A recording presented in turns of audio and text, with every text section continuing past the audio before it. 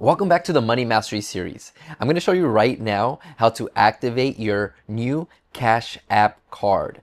If you order it for the first time or you are getting a replacement card, I'll show you how easy it is for you to activate it. So first, what you want to do is click on the card symbol down below within your Cash App account.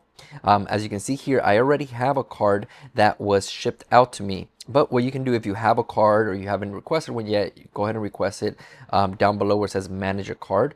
But I can click on get support. If I want, say if I lost my card or I just need a replacement, report card issue here. And then you can tell Cash App what's going on. Your card is missing, card is stolen, compromised, card is damaged.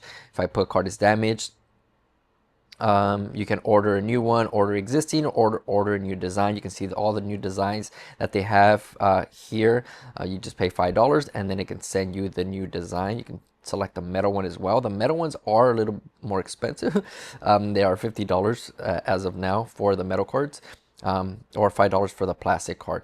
As you can see, I already ordered my card. I got my replacement and now I'm just going to activate it. So you are going to click on activate there.